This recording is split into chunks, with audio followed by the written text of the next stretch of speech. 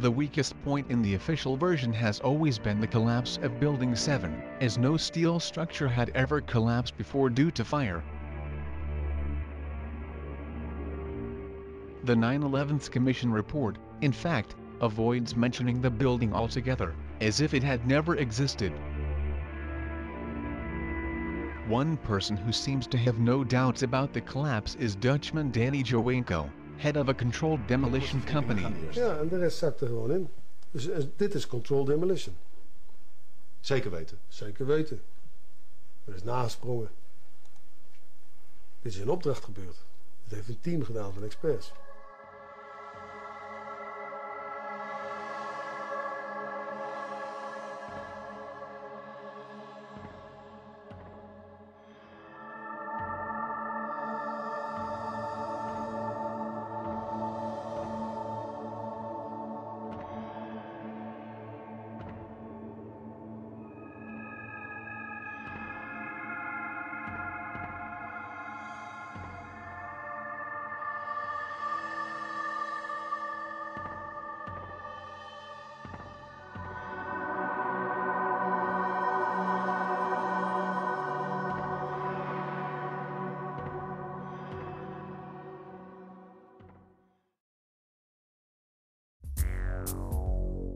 On September 11th, something very strange happened about Building 7. In its live coverage from London, BBC announced the collapse of Building 7, also known as Salomon Brothers Building, as early as 20 minutes before it happened. Jane Stanley. Jane, what more can you tell us about the Salomon Brothers Building and its collapse? As you can see behind me, the Trade Center... As the correspondent reports from New York, she doesn't realize Building 7 is still standing in the background. Behind that, there's an empty piece of what was a very... It's in fact around 5 p.m., and the collapse is more than 20 minutes away. Prosperity of this city, but New York very much a city... The caption appearing on screen confirms the collapse has already taken place. Not working properly, and we know that down there near the World Trade Center, while the tower is still clearly visible in the background. Being turned into triage centers for emergency treatment. This apparent paradox may have a very simple explanation. Almost 1 hour before, CNN had already announced that Building 7 has either collapsed or is collapsing. Thank you, sir, for joining us.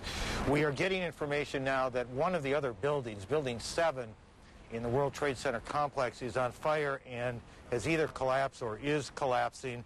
And you, to be honest, obviously Building 7 is still where it should be. It's likely that 1 hour later, BBC assumed the collapse had taken place at that point, thus announcing it as a given fact. But how could anyone know that the building would collapse more than 1 hour before it did, when no steel structure had ever collapsed before due to fire? And the fires in Building 7 had been anything but devastating.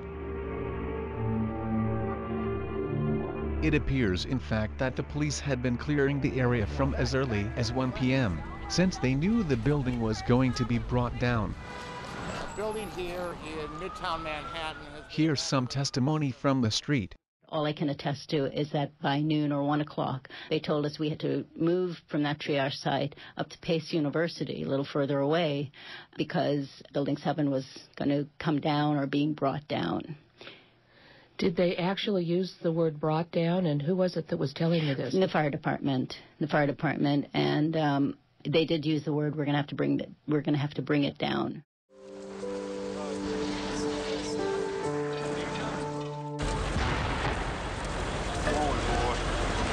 Keep your eye on that building as they coming down. The building is about to blow up.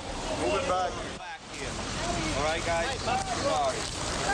We are looking back. There's a building about to blow up.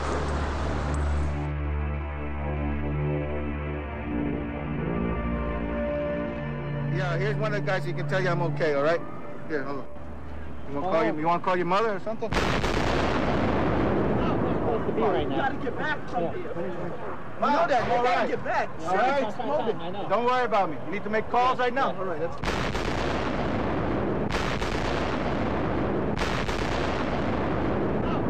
here. right You now. gotta get back from here. You know that. You gotta get back. All right? I know. Don't worry about me. You need to make calls right now.